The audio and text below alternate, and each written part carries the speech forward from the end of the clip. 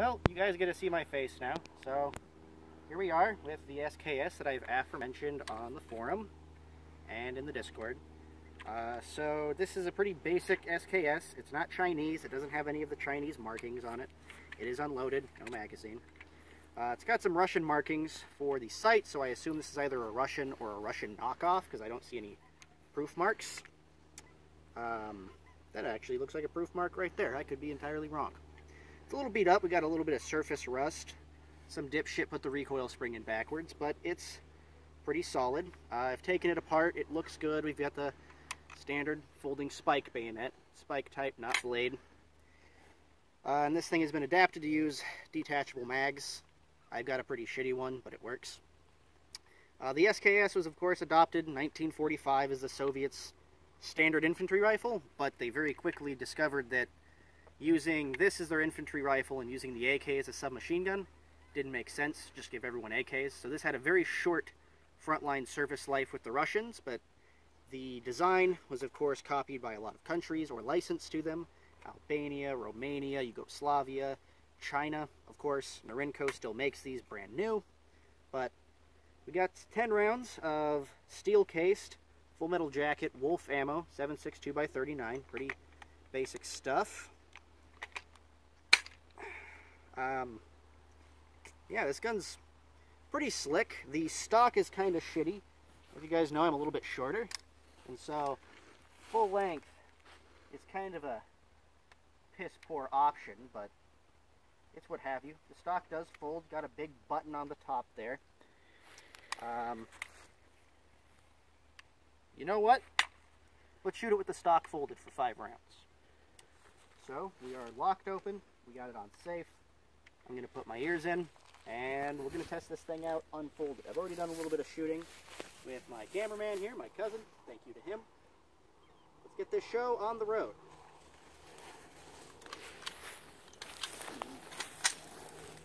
Magazine's shitty, so the first round doesn't want to chamber properly. Alright, here we go. Woo!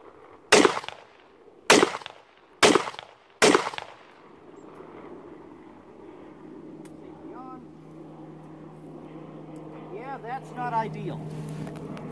I mean, you can shoot it like that, but it definitely jumps back into your face. Less than ideal. Go ahead and shoot it with the shoulder.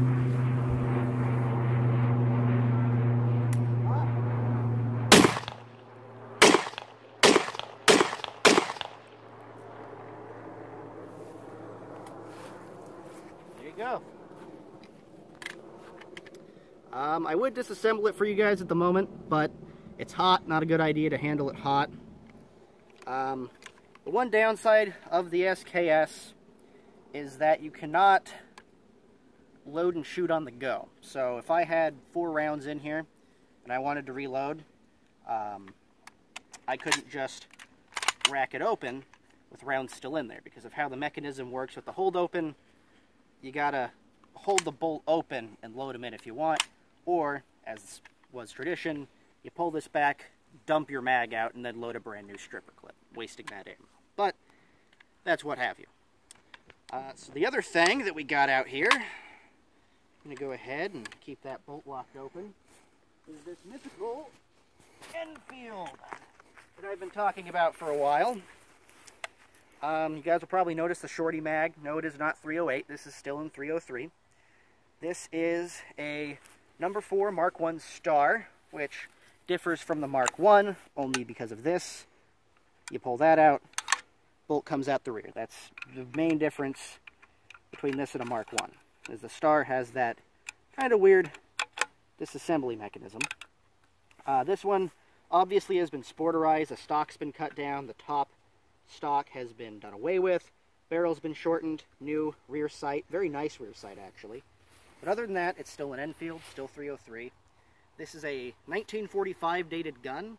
It's a long branch, which means this is a Canadian manufactured gun after they unadopted the Ross rifle shortly, I believe, in the interwar period after World War I. The Canadians adopted the Enfield, and the Mk1 Star was, I believe, the last Enfield that they ever used. Not the last Enfield ever in service, though. I believe that was the L42, which was a sniper rifle. But this 303 British, we've got a 5-round mag here that's been modified. We have a 10-round production mag that I had to do a little bit of work to get to feed properly. Magazines are not cheap. That mag was 50-something bucks. So, this one came with the gun. So to load, you know, stripper clip, the way we have this loaded is not the military way, but it is the way to get them in easiest. Of course, you have rims stacked how they'll be in the magazine. The military way is to do an up-down, up-down. And with that, you can reverse them, but with this, always make sure you're going top up, or there's a good chance you'll get rim jam. And it's easiest, I've discovered, to just grab it like this. You're good. And contrary to popular belief, a lot of people think the Mosin Nagant and the stripper clips don't eject. Nope. Just the Nagant. So we're going to put that on safe. We're going to put this to the side. The stripper clips aren't all that cheap either. This thing's ready to roll. It's very light. It's lighter than the SKS. And it is raining on us now, I think. It's hardly a rain. A little bit of a sprinkle. So we got our ears on, and ready to roll. This thing uses a nice little flag safety here. We flip this forward, more like a lever than a flag. Hold on. Put 5 rounds through this.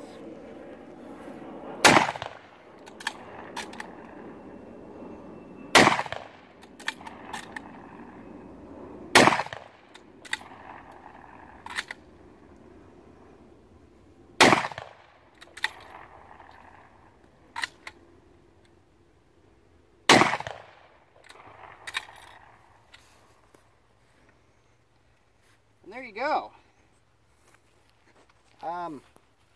Fun fact about this model of Enfield is that there, in most Enfields, I think all Enfields actually, there is no ejector. There is an extractor, but there is no ejector.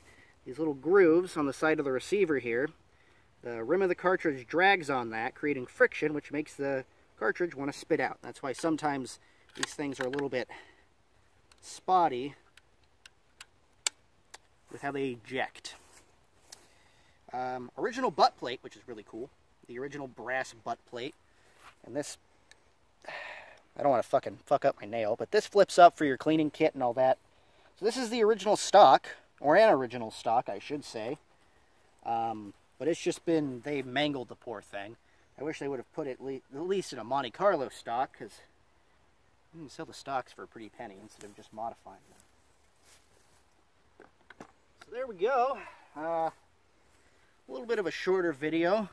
This marks a return. I know I said I was back 8 months ago, but I'm back. I'm going to be putting out a little bit more content, mainly surrounding these 2 guns, probably, or at least including those. We'll be back on the games and all that kind of junk. But I figured that I would do this because a lot of you guys on the forums, or at least a few of you, were interested in seeing it, but of course my old phone didn't want to upload the pictures. They were too big, shitty phone. And so I figured this video would act as a live fire test for you guys. So thank you very much. Thank you to all you guys on the forums and all you guys that watch. Shout out to Croniton, whatever you want to say. You're cool. The rest of you, pretty cool. Anyway, see you guys later. Thanks for watching. Peace.